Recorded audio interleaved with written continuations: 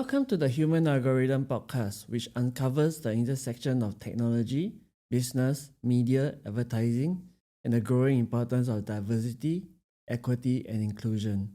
I'm Sean Lim, your host and founder of the Human Algorithms newsletter on Substack.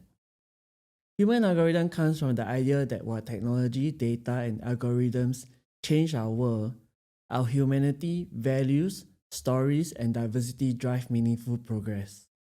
We often think of algorithms as calculated processes. But what if we reframe them? What if the most critical algorithm was the one that prioritized empathy, equity, and creativity? My podcast and newsletter are platforms for the voices shaping the future, driving innovation, and challenging the norms of how we work, consume, and connect. Today's episode differs slightly from upcoming episodes. It features different guests I will interview. It is the kick-off for Season 1 and a role reversal. Instead of asking the questions, I'm giving the reins to someone whose story and expertise inspire me deeply. The incredible Yan Yi Chee, who has over 25 years of experience leading the advertising industry, will join me today. She was the general manager and managing partner of BBH Singapore, where she worked with global and regional clients, and she was a managing partner of Ogilvy, where she spent 2 decades there. But her story doesn't stop there. Over the last decade, Yan Yi has expanded her focus to employee life cycle, talent development, and culture building.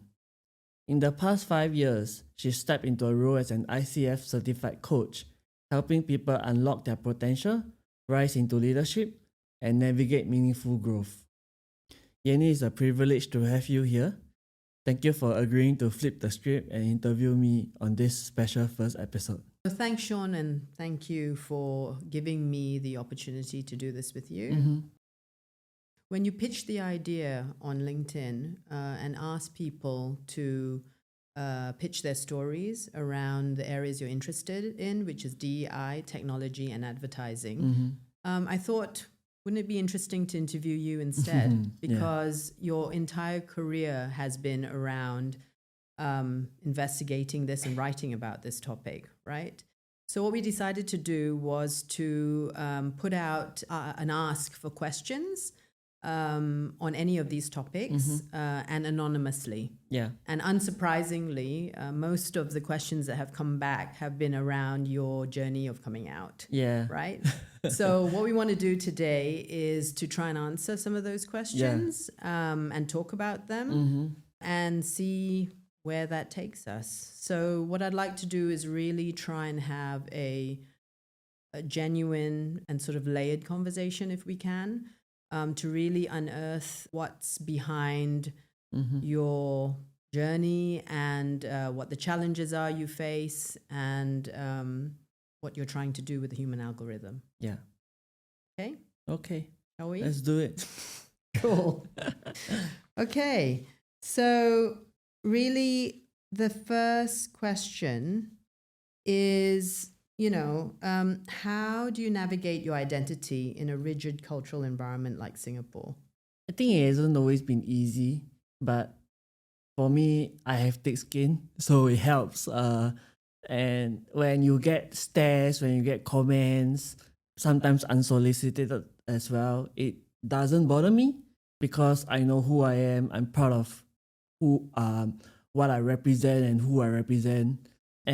But my chosen family and my friends have been my anchors. They remain steadfast in supporting me in whatever I do, and they remind me that living myself as who I am rather than trying to conform to societal expectations, whether it's dressing like this, walking down in a skirt, or sharing my journey on LinkedIn or on Instagram or anywhere. I do it because what would be the alternative? Like I would be lying to myself. I would be living a life that I wouldn't be proud of. Yeah. So, and I think that's very brave of you to do that. However, we do live in Singapore in a very conservative society. Just to give the audience a sense of the sorts of things you do encounter, could you share some things that have been said to you, perhaps? Or share a story? Because at the end of the day, you're still human, right? Yeah. And what people say probably does hurt. Yeah. You're able to come back to your balance and your center because of the close network you have. Yeah. But I'm sure things that you've encountered does sort of affect you. Could you share an example? I would say that a lot of it comes from the older generation. The stares, the comments, and especially men as well.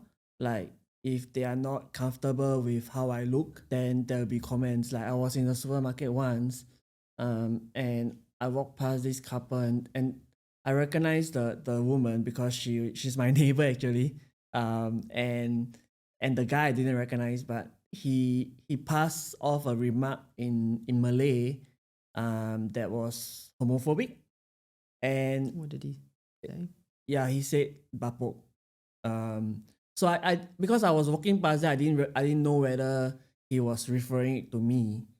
So I didn't confront him. And it's not my style to confront people unless my life is in danger or he say it to my face.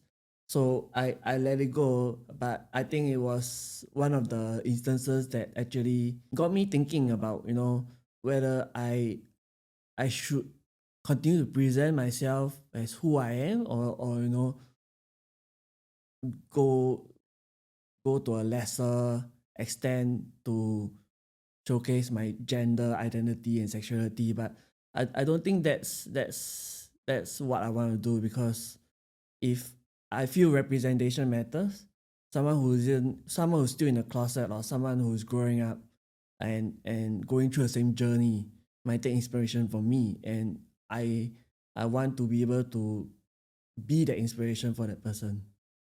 Another thing is using the bathroom. So that's a huge challenge, because in Singapore there isn't a lot of gender neutral bathrooms. Most of it are like accessible toilets, right? And I only been to one restaurant where they specifically state gender neutral bathrooms.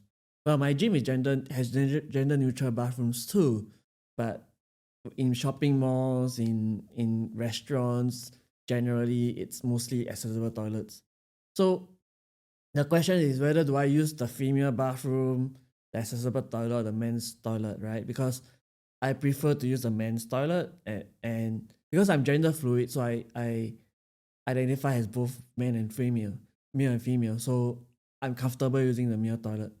But what I realize is that people in there are not comfortable with me using the male toilet.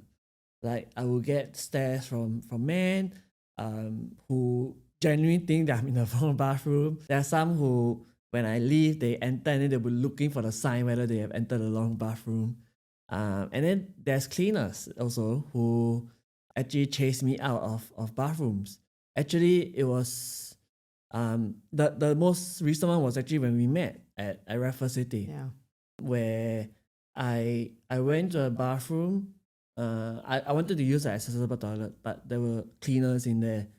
So I went to the male bathroom, and the male cleaner saw me, chased after me with his mop. Like he wasn't threatening or anything, but he was just running with his mop. What did he say to you? So he chased after me with the mop into the bathroom, and told me that I was in the wrong bathroom.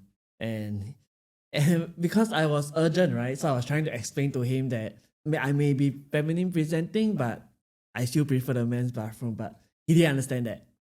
So I actually decided to leave, take myself out of the situation, and find another toilet. Oh, you left? Yeah, I left. I see. So I remember this situation. We had a coffee, and then we both wanted to go to the bathroom. Yeah. And I was already in, and I heard the guy shouting.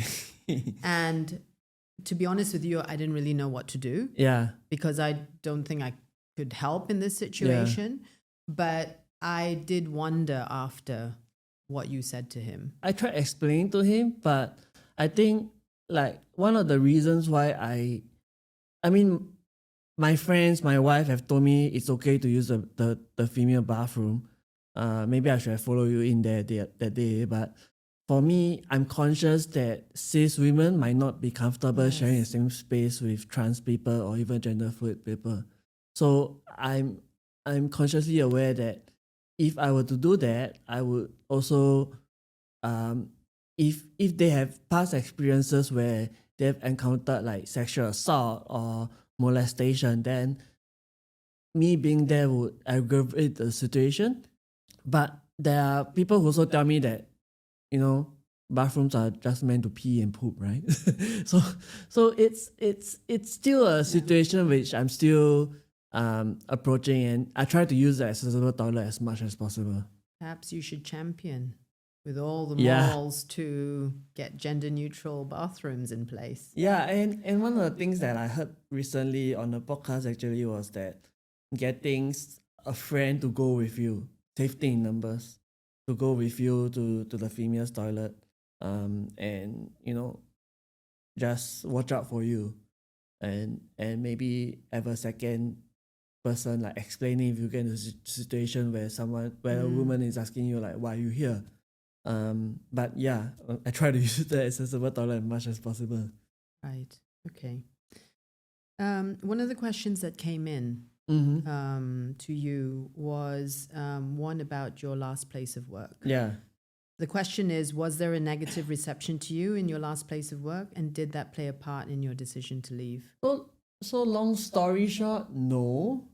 But I think there was a lot of tea which I can't spill unless you take me out for for tea and off the record.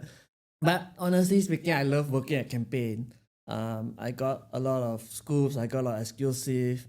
I built an incredible network of sources where I met people like you as well. But I think being authentically who I am rub people off the wrong way. Some people the wrong way. I were to put it nicely, they were like professional jealousy in that sense. What do you mean by that? Because sometimes when you are the one with the news that no one has heard before, like the breaking news or the exclusive news, you tend to, it's our currency as journalists, right? And then you tend to stand out in a sense, because people will be like, oh, Sean has all the scoops, Sean has all the sources. And I think like for others, it was a bit of like, you know, a competition in that sense, where we see who will get the first stories. Which is natural. Which is natural. Exactly. I welcome Yes. that. But I think even now that I've left, I heard people like things that are being said about me. And I don't think that's cool, that's professional. But if I still live rent free in people's head, I can't help that. And I think also like, because as the company move towards a more sustainable future, a more like they wanted to achieve more accreditation for sustainability. So there were certain resource groups that had to be disbanded, and this was one of it, like the DEI group, so which I was part of, and I was very proud to be part of. But I think that was disbanded, and then it was just like, so are we diverse now? Are we inclusive now? But just to be clear, I never faced any discrimination at work. That's great. Yeah, and I think if leaving was my choice entirely, I wouldn't say so. But I'm gonna leave it at that, because I can't say much more than that. But yeah, I'm proud of the work that I've done there. I enjoy working with people there. And I think it's a chapter that I'm now closed. Okay, great. Yeah. So the question was asked by someone in your audience, and we've answered that. So let's just get closer back to you, shall we? Most of the questions, I would say, are really closely linked to you, your relationship with your wife and how you raise your children. So I think we're going to focus much more on that moving forward. Yeah. So the next question that I have for you is a few questions around your relationship, basically, with your wife. What was your wife's reaction when you opened up about your identity? And someone asked, are you two still in love? Yeah. Yes, we are still in love. That's great. She did my makeup today. Oh, fantastic. She's still the same person I fell in love with, and I'm still the same person that she fell in love with, regardless of whatever I identify with. And I think when I first started wearing skirts, I wasn't so brave enough to wear like mini skirts and all, which I'm doing today, if you can see. But uh, I was wearing long skirts, and before before moving on to other clothes, and I think her support was incredible. Like her support was unwavering, um, and of course she also needed time to adjust as I started to come out more, as I started to embrace more of my gender fluidity, right? But I think it's come to a point where we are shopping for clothes together, we're shopping for makeup together, and we're using the same skincare. That's incredible. Yeah. I was thinking about this though, and I think it's amazing that you guys have been able to come to this place of mutual sort of like love and understanding and respect. What do you think it takes though for someone to be able to see beyond what's on the surface and just focus on what's inside? Because I would say that that's not such an easy thing to do. And so what do you think was the process of sort of getting used to this and evolving? Yeah. I guess it's being as open as possible in our communication. Like when we first started dating, I told her that I wasn't just dating cis women in the past. I was also dating trans women, guys, and along the spectrum. Because I'm pansexual, so I'm not just attracted to one gender. So my my advice would be, be open, be as open as possible, and help your partner to understand, help your partner to go through the process as well, because they might not, they wouldn't have experienced it before. If they are cis and they are straight, they wouldn't have experienced it before. So it's the education, the sharing of pronouns, the terms in the LGBTQIA plus community. Those are important. Those are education. Can you share any moments of difficulty that you have had? Any moments of, I don't know, rethinking or challenges or confusion? The challenge was 10 years ago when I realized that I wasn't straight.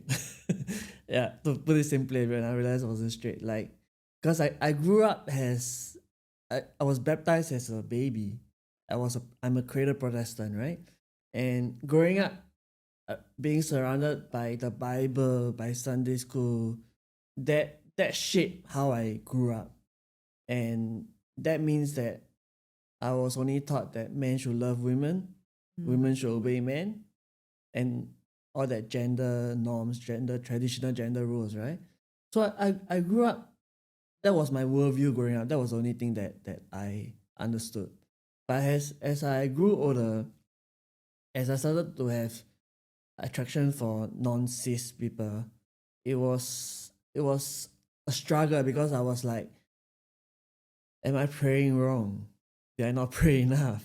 Should I go to church more often? That kind of thing. But I think it's and then I started pushing it down. I started pushing it down even more, to a point where it was like I was uncomfortable, because it was like I felt something was missing. Like I was trying to be as masculine as possible, to a point where it was toxic masculinity. I was going around like trying to be a man, that kind of thing. What is toxic masculinity? How do you explain what that is?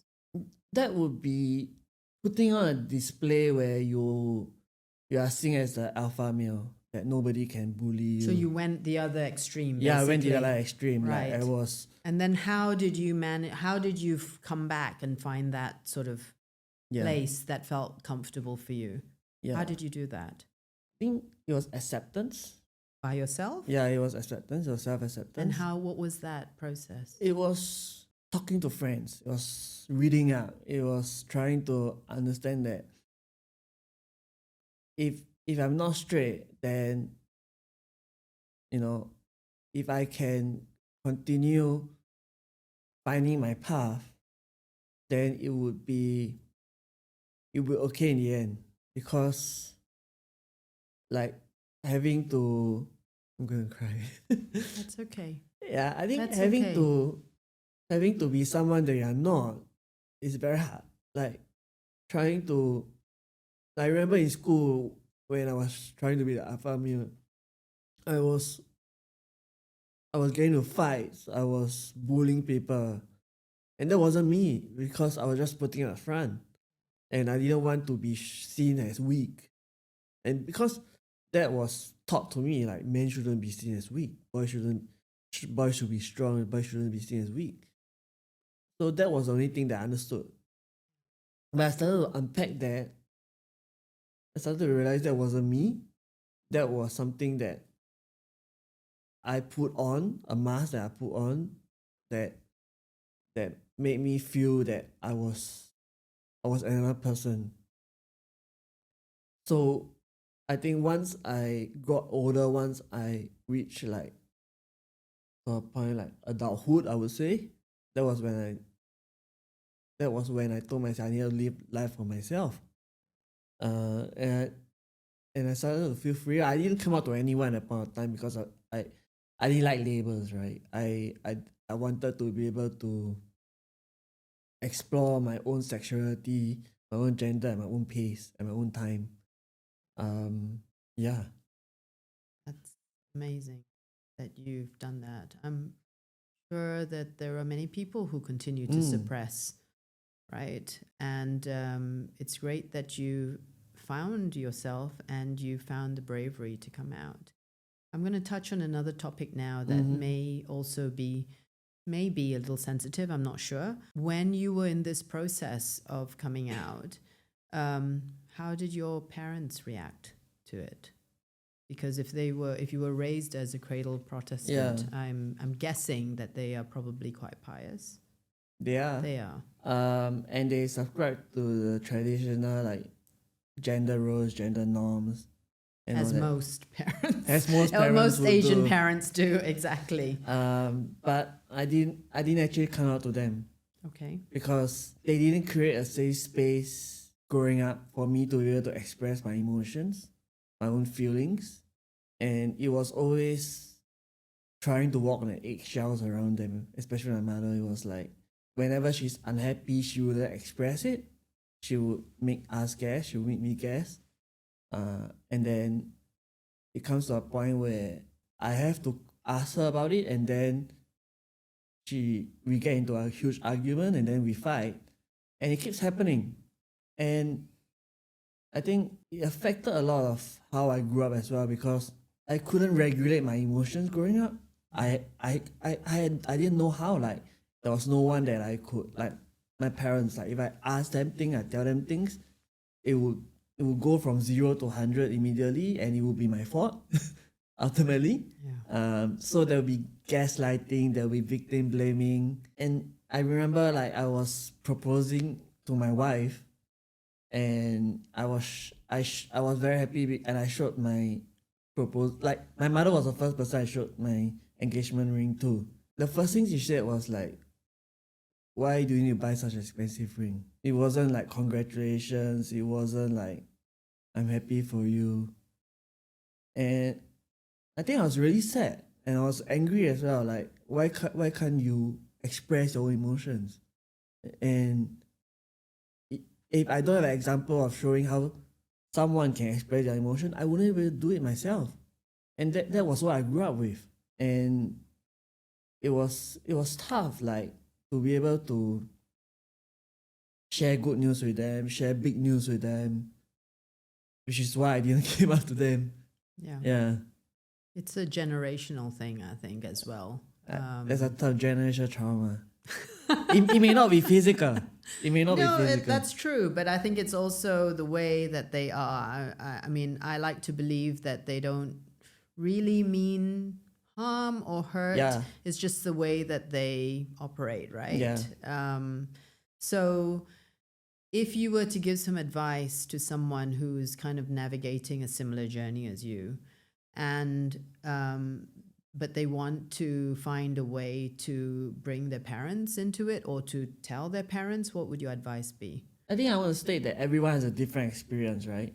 whether coming out or being able to share how they feel about their own sexuality, about their own gender identity. And I think but one thing is important is that if it's not safe to share, don't do it. And when you say safe, what do you As mean? in, if you feel that you'll be in danger if you are chased out of your house, or if you'll be physically assaulted, don't do it. But also, if your relationship with your parents is where there's a safe space, which is what I'm trying to build in my daughter now, and there's an openness that is not just surface level, then by all means go ahead and share. And is there a way of sharing? Is there do you know what I mean? Is it better to be direct, or is it better to slowly sort of like hint? Yeah, so And I'm ease actually them into listening. it? Yeah, I'm actually listening to an audiobook now by a trans man. Okay. His name is Alex Bertie. And when he came out to his parents, he came out to his mother first. And his mother was very supportive, helping him with gender affirming care, helping him with, help using his pronouns correctly with his family members and all that. But it was his father that there was an issue. So he actually spent most of his transitioning journey with his mother. And now his relationship with his father has gotten better. But his mother was his main anchor, where she helped him through the entire process. And may I ask where you are at now in the relationship with your parents? Are they accepting, or is it still work in progress? Are you ready to make a real impact? The Human Algorithm podcast is where technology, business, and DEI intersect, sparking conversations that matter. As a self-funded content creator and a proud queer, gender-fluid journalist, I'm here to amplify voices that challenge the status quo. But this journey needs your support. Sponsoring the Human Algorithm podcast means aligning your brand with purpose-driven storytelling while supporting LGBTQIA+ owned businesses. Your sponsorship helps fund vital projects, including speech therapy for my daughter, podcast hosting, and raising awareness for inclusive mental health care. Let's collaborate to drive meaningful change. Reach out to me via email, socials, and my Substack. Honestly, I don't know, because my parents have told me that they are too old to change. They are too old to. My parents have told me the same. They are too old to do anything that would encourage open communication, will encourage them creating a safe space. So, yeah, I think I appreciate what they've done for me growing up, taking care of me and everything, feeding me, putting clothes on my back. But I think my mental health, every time I talk to them, is always at a low, because it's always like, what did I do wrong? Because they still understand. So if I were to tell them, it would be starting from childhood to now, and then it's like nothing gets solved in the end. Like, there'll be tears, there'll be anger, there'll be shouting, there'll be defensiveness, and then at the end of the day, I just don't feel good. So I'm like, okay, let's just leave it at that. Let's just meet each other on special occasions. Yeah. Yeah.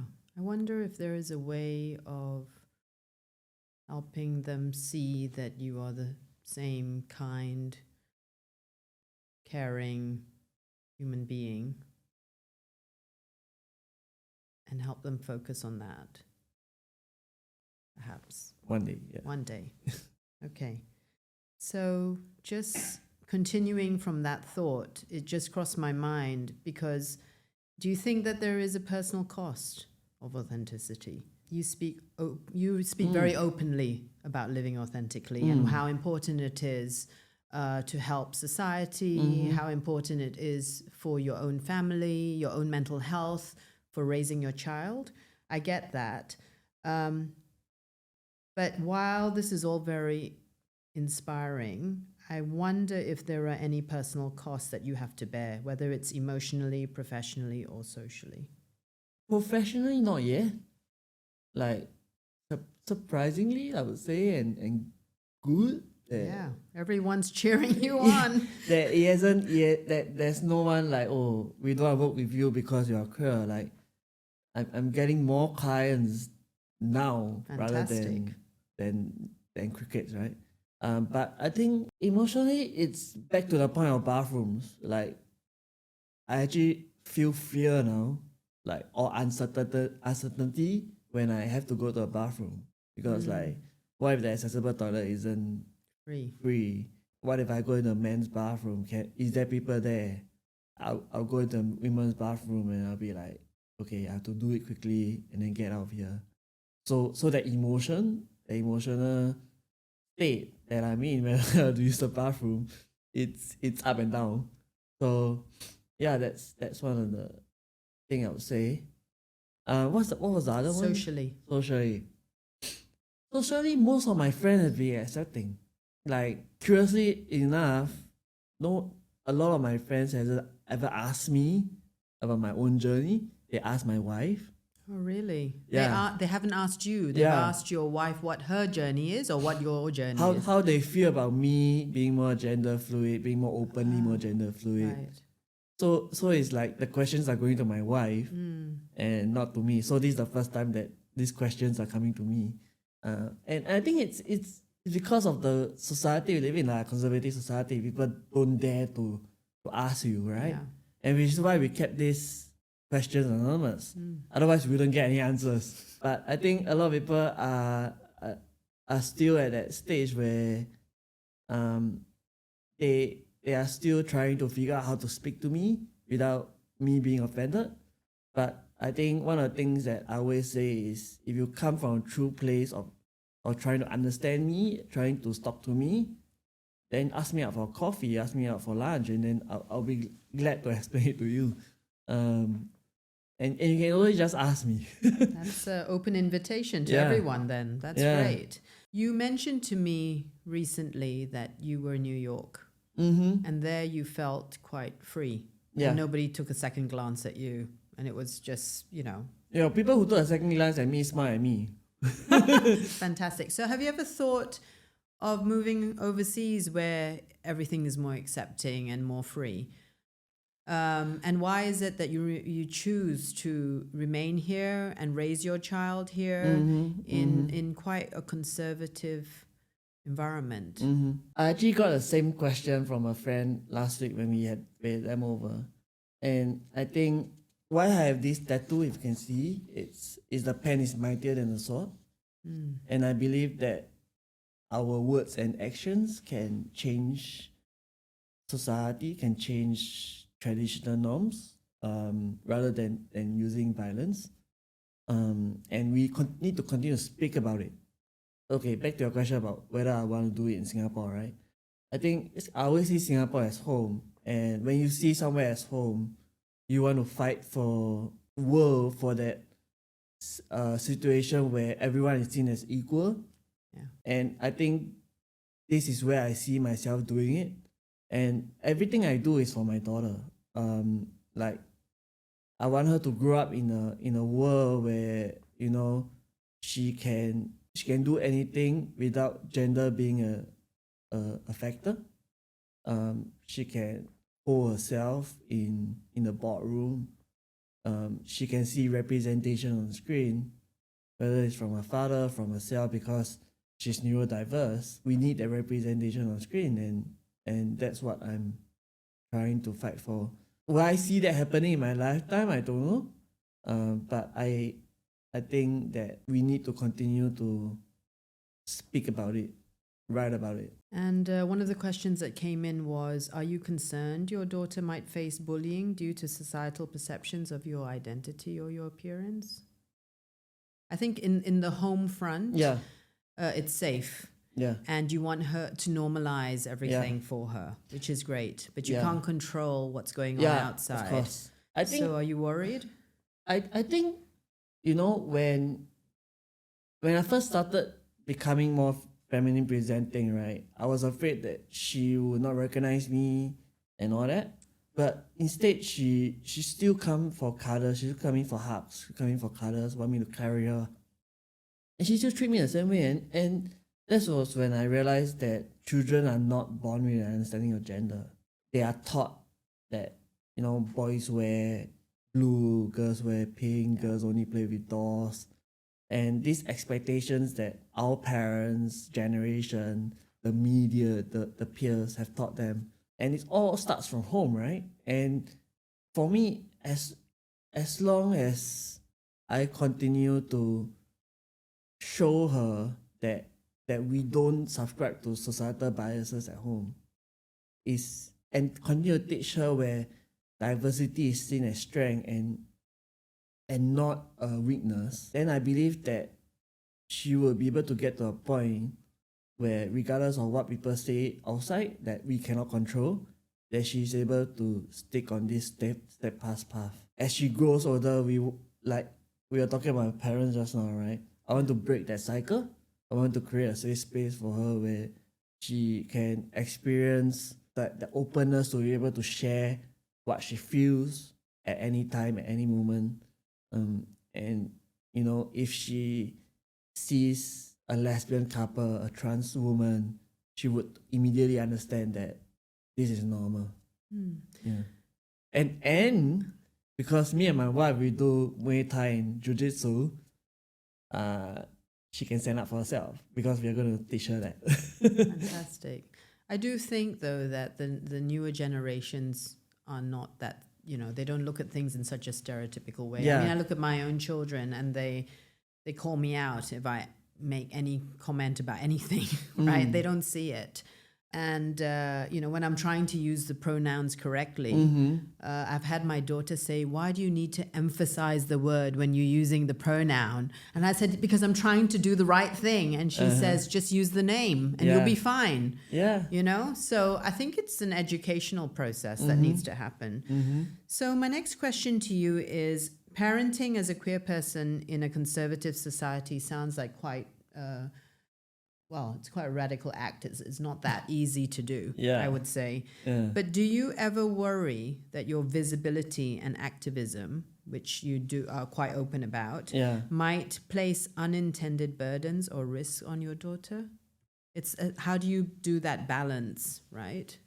I think back to my previous point about being able to start from home, like being able to show her that,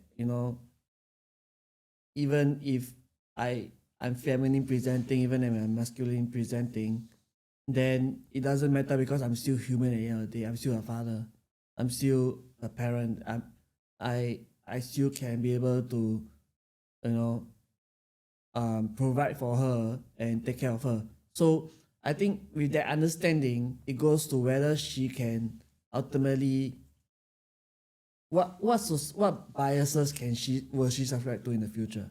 So if she comes from a place where it's a judgment-free zone, then I don't think that she will be affected by this kind of outside voices because she will be prepared for it.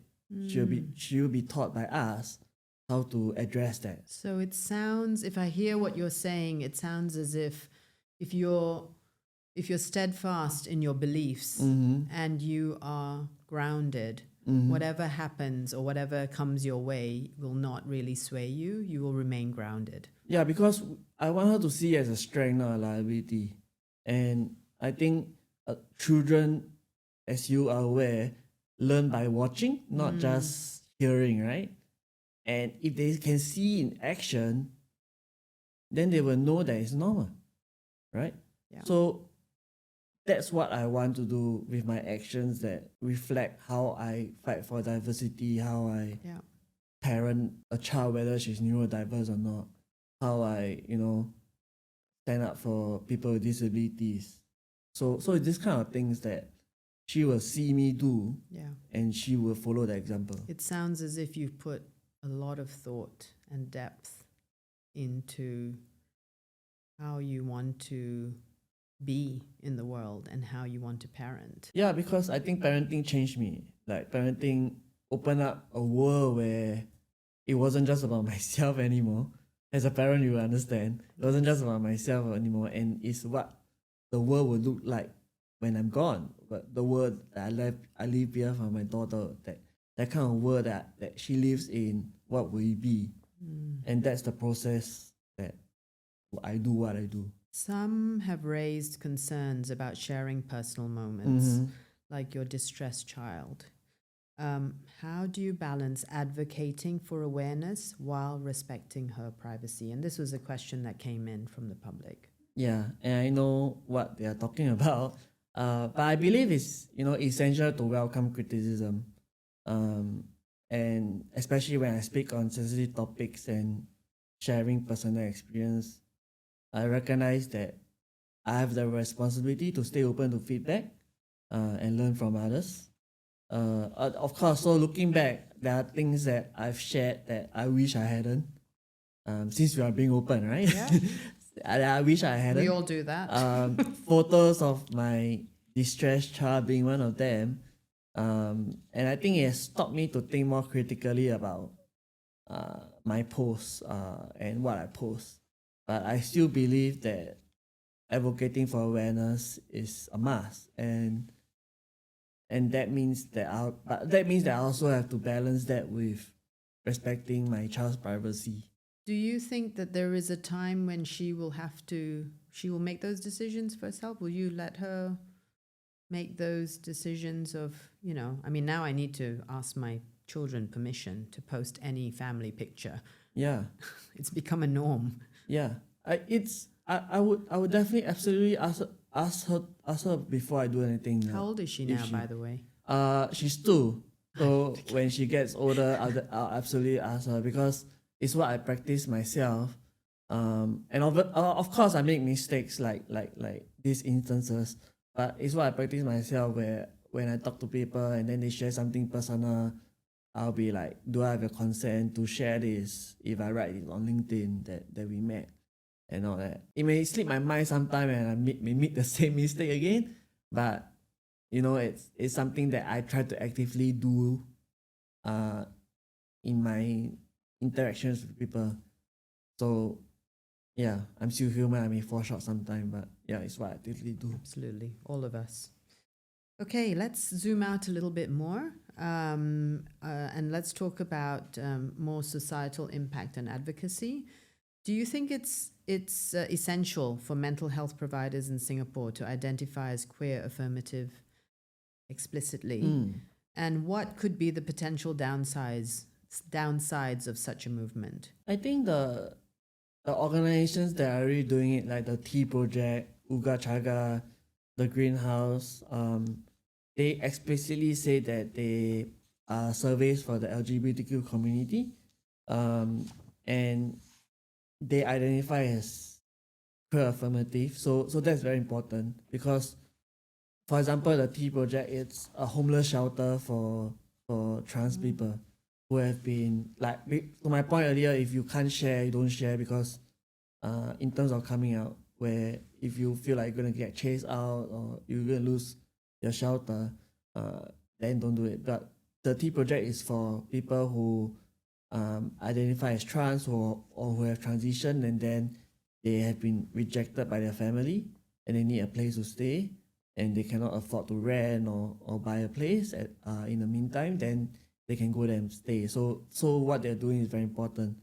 And Uga Chaga provides like mental health counseling. They have trained counselors there, and they are constantly at events where it's they are promoting their services and trying to help the public or educate the public on what the queer community is going through. So that's the work they're doing.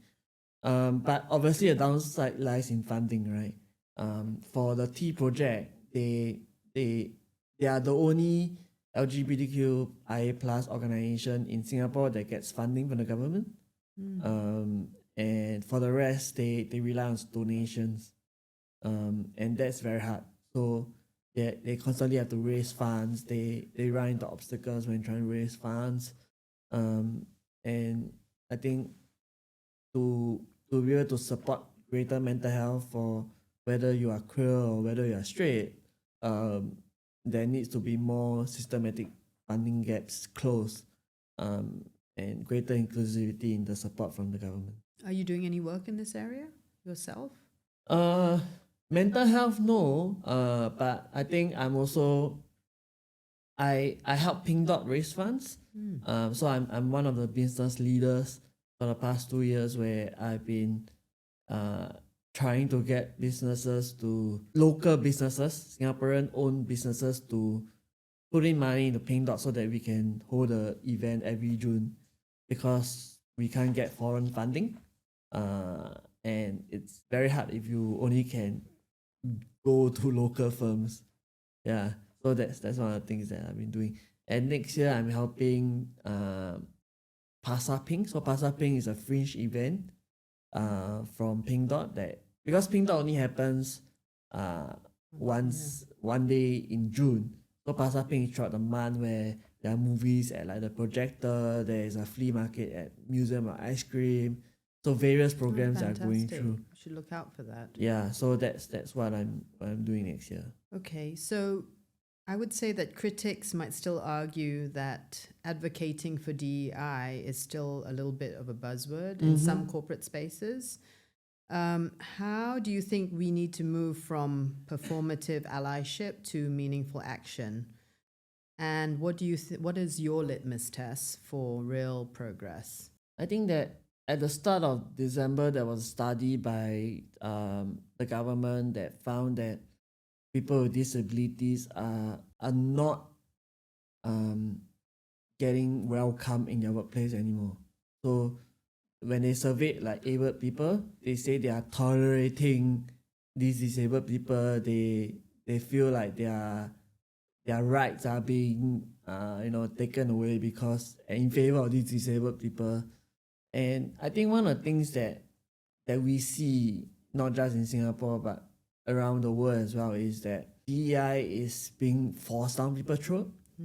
There is no consensus of how both parties, of how different groups can come together to agree on something.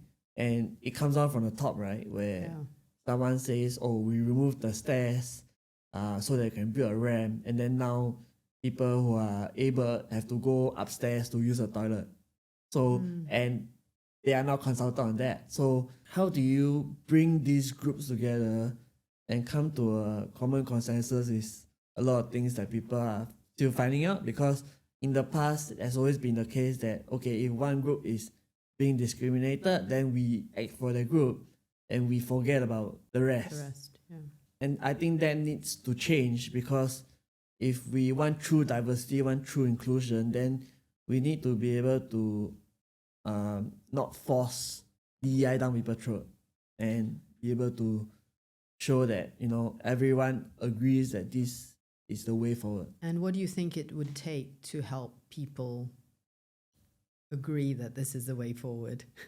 I think it's a lot of education, and being able to have that representation. Back to my earlier point also, representation. If this company is actively trying to hire for people with disabilities, have they taken care of in the things internally? Have they talked to people who are current employees, whether that this is what people with disability face, and this is what happens when you work with them? So that education needs to be ongoing. It cannot be just like, oh, we want to tick a box and then we hire disabled people. I 100% agree with you. People with disabilities, and then we just introduce policies that just benefit them, and then we forget about the rest. I 100% agree with you, but you have to admit that it is quite tough. Yeah, because businesses are being pressured for bottom lines, for productivity, for efficiency, for all sorts of things, and also inclusiveness and sustainability and all these things, right? So finding that balance and making sure that all the right things are done is quite a tricky thing to tackle. Yeah, it definitely is. That's why I say you can sustainability, DEI, whatever it is, you cannot be forced on people's throat. You cannot say that one day you come to work and then everywhere you see ramps everywhere, you see queer flags everywhere, and some people might not be comfortable with that, and that's perfectly okay. So you need to be able to say that, oh, if it's Pride Month, you don't want a rainbow flag on your table, it's okay, we respect your decision. Have you ever faced criticism for unknowingly propagating certain gender norms in your content, such as comparing yourself to other girlies? And how do you respond to such feedback? So I haven't faced direct criticism, but I perfectly understand where the concern is coming from. Because as we talked about earlier, many of us grew up with societal expectations that expect us to behave a certain way according to our gender. But these are things that I deeply care about, and I address it in my content. When I talk about makeup or dressing up, right, I don't see it as propagating gender norms, but instead I see it as promoting body positivity and self-expression, regardless of gender. And I believe that no one should feel confined by societal expectations or traditional gender roles or norms, whether that means embracing femininity, rejecting it, or anything in between.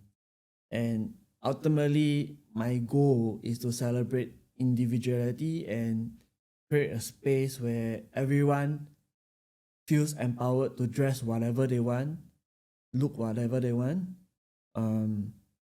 and at the end of the day, it's being authentic. Fantastic. Thank you, Sean. Thank you for allowing me to do this. Yes. And I really wish you all the best, and we're cheering you on.